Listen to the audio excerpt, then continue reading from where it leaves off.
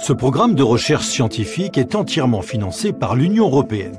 Les travaux portent sur le développement des technologies à base de graphène, sur les objets et sur les humains.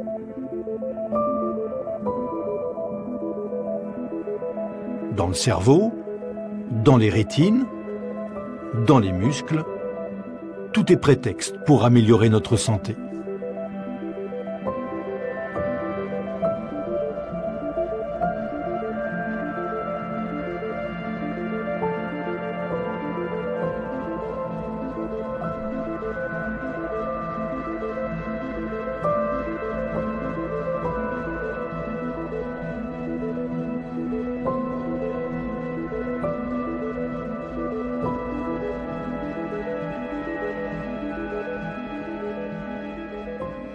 C'est un détecteur, là. C'est comme dans un magasin. Ça permet de savoir si vous êtes vacciné ou pas. Vous passez sous un portique, n'importe quoi, dans un magasin. Ding, vous êtes vacciné, ça sonne pas, vous rentrez chez vous.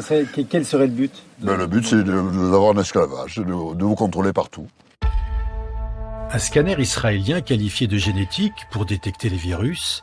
Et sur les plateaux télé, un Israélien qui scanne pour détecter les pensées de nos élites. Nous sommes en 2017. Pas de complotisme, ni de conspirationnisme, juste des échanges, comme avant la pandémie. Je crois qu'au XXIe siècle, ce sera une bagarre entre la vie privée et la santé va gagner. Les gens vont être volontaires pour abandonner leur vie intime, leur intimité, pour avoir des meilleurs soins. Parce que finalement, les données qui sont véritablement importantes, ce sont les données biométriques de l'intérieur de votre corps. C'est le point clé. La grande invention sera le capteur biométrique. Quand les gens vont commencer à porter des capteurs biométriques sur ou dans leur corps, tout le temps, cela va être vraiment le déclenchement de cette révolution. Et pourquoi est-ce que les gens accepteraient de porter des capteurs biométriques sur leur corps et de donner ces données au gouvernement ou aux entreprises? En raison de la santé.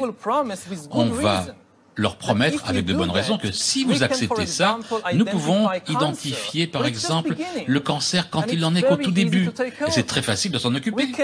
Nous pouvons immédiatement identifier à quel moment il y a une épidémie qui se répand et isoler les premiers qui sont atteints et arrêter l'épidémie.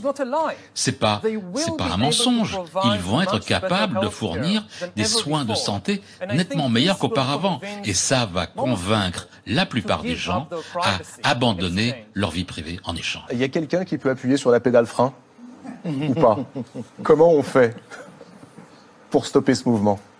On ne peut pas appuyer sur le frein parce que personne ne sait où est le frein. Et tout le système politique et économique est construit sur la croissance. L'idéal numéro un de tous les systèmes politiques aujourd'hui dans le monde, c'est la croissance économique. Vous pouvez dire que vous êtes musulman, juif, hindouiste, socialiste, capitaliste, aucune importance. La vérité, c'est que la valeur numéro un, c'est la croissance économique. Et si vous voulez arrêter le progrès de la technologie, ça signifie arrêter la croissance économique. Et aucun gouvernement ne veut ou n'est capable de le faire. Très rapidement, je pense que nous aurons suffisamment de données et suffisamment de puissance de calcul pour hacker les êtres humains. Vous savez, on discute beaucoup du hackage des ordinateurs, comme les Russes ont hacké les ordinateurs d'Hillary Clinton. Mais ce qui se passe réellement, c'est que nous essayons de hacker les êtres humains. Et comme on a entendu ici précédemment, sur ce plateau, c'est que finalement, les êtres humains ne sont que des algorithmes biochimiques. Et si vous avez suffisamment de données, et si vous avez suffisamment de puissance de calcul, vous pouvez hacker les algorithmes humains.